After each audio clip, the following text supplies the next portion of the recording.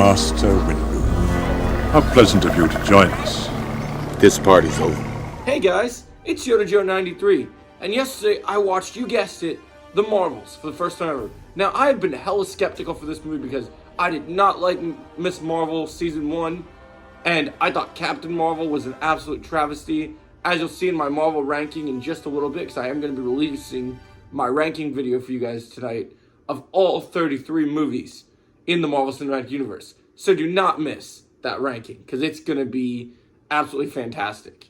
So, The Marvels, a mixed bag. People were telling me it was bad, but I had to go see it for myself. We heard there was going to be this mind-blowing mid-credit scene. By the way, there is only one mid-credit scene, but there are 3 secret cameos in this movie that are unexpected. One is in the middle, 2 are in the middle of the movie. One's a very brief scene that involves an interesting dynamic with a character that people will be happy to see.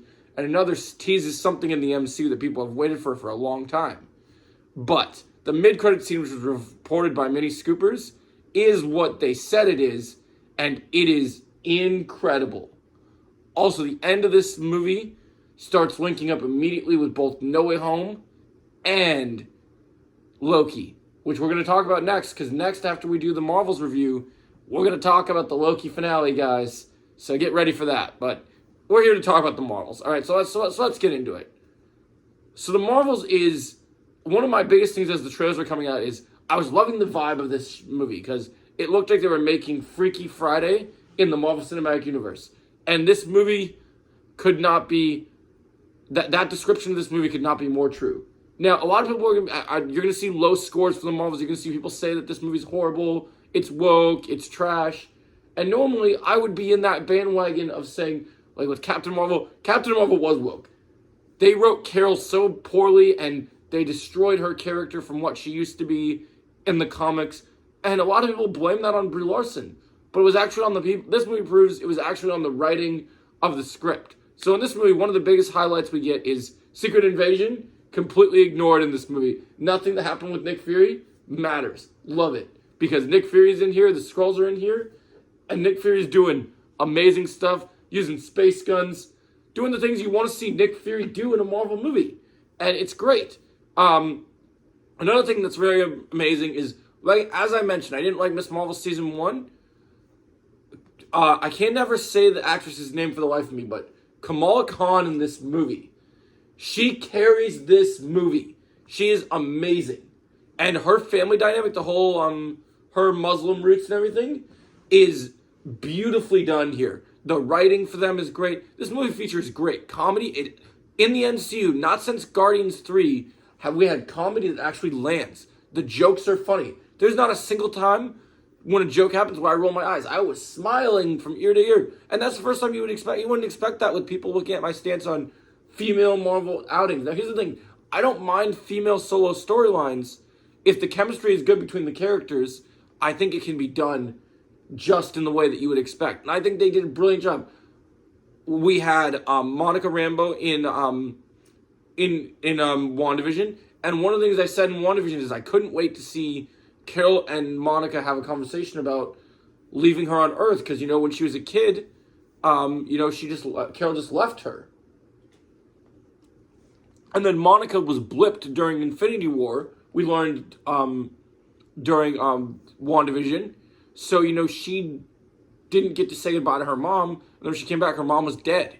And then Carol, her best friend, was nowhere in sight to help her because she was off helping the galaxy.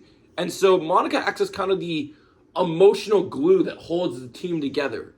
So you have Carol's kind of the team leader. And Carol is, I forget what the director's name is, but the writing for Carol in this movie, Carol is likable. Carol gets emotion. Carol gets a musical number in this movie.